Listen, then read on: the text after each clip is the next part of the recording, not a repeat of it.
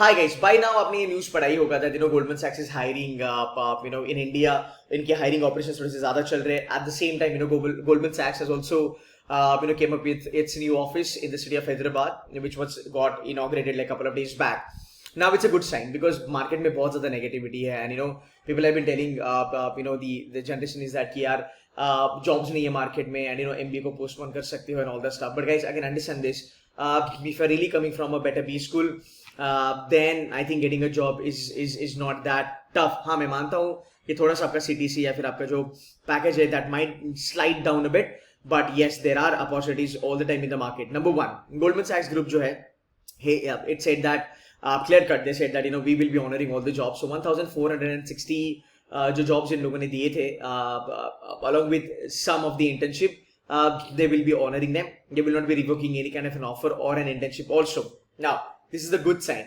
So if you look at the giant, like number one investment bank in the world is now looking forward to expand its operation in the country. तो अभी हैदराबाद में they have started with a new office, so definitely वहाँ पे भी new openings आने वाली है. और ये जो openings है अगर आप देखोगे ये basically हर जगह है. ये तुम्हारा HR में है, ये तुम्हारा फाइनेंस में है, ये तुम्हारा टेक्नोलॉजी में है, ये तुम्हारा अकाउंटिंग में है. And by the way Goldman सैक्स pays huge amount of money. अगर मैं जेबी के बारे में बात करूं तो वहां पे 25 लाख का पैकेज. अगर मैं आईएम्स के बारे में बात करूं वहां पे राउंड अबाउट 30-35 लाख चले जाता है, depending on what sort of pay structure you are into and आपका क्रेडेंशियल्स क्या है. are you a topper or maybe top 10 percentile whatever in the B school, तो वहां पे आपका ESOP वगैरह पकड़ के, ज्वाइनिंग बोनस वगैरह पकड़ के, ईयर एंड बोनस वगैरह पकड़ के, it's around about 30-35 lakhs, sometimes more than that also. So it's not only Goldman Sachs.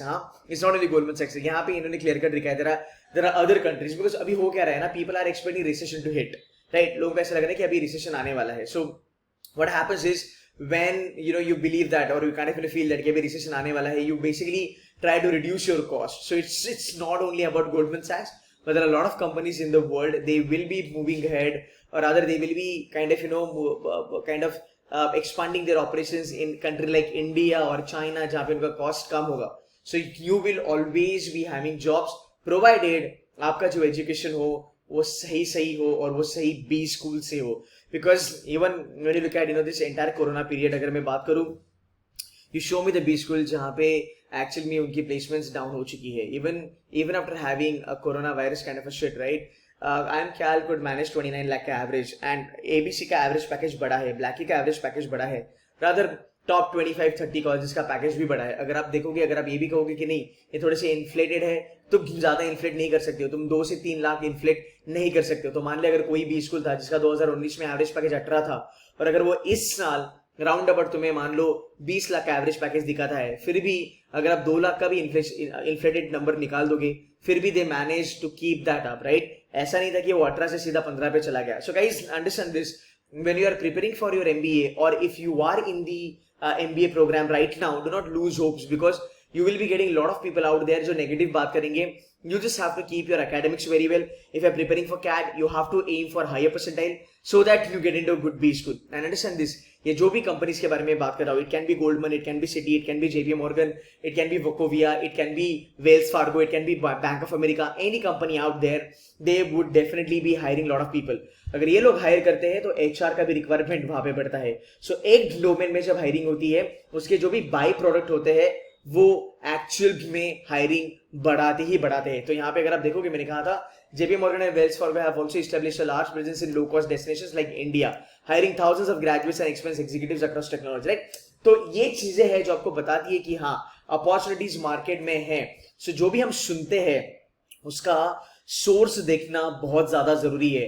And if you are in a good B school, there is a good chance that you will get into a good company. अगर मैं Indian banking sector के बारे में बात करूं, अगर मैं Indian pharma sector के बारे में बात करूं, ठीक है, मैन्युफैक्चरिंग की थोड़ी बहुत ठुकी हुई है, because India has never been able to kind of come up the ladder up as a manufacturing hub or something like that, because you're getting a tough competition from Germany and China anyway. So if you look at India is a service industry, और यहाँ पे service industry boom में आएगा ही आएगा. Definitely थोड़े बहुत market के sentiments है. अगर आप अभी कैट के लिए प्रिपेयर कर रहे हो, आपका 22 में चालू होगा, आप 24 में पास आउट होगे, और भाई मेरे डज इट मैटर तुम ऑनलाइन MBA के लिए जा रहे हो या तुम क्लासरूम के लिए जा रहे हो, तुम्हारा एंड में पैकेज मैटर करता है. वो कंपनीज ने कम नहीं करा है. The packages have remained the same.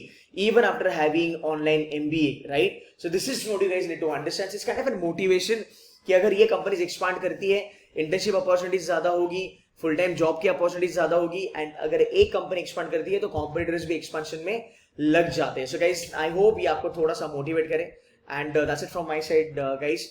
Take care. Thank you so much for watching this video.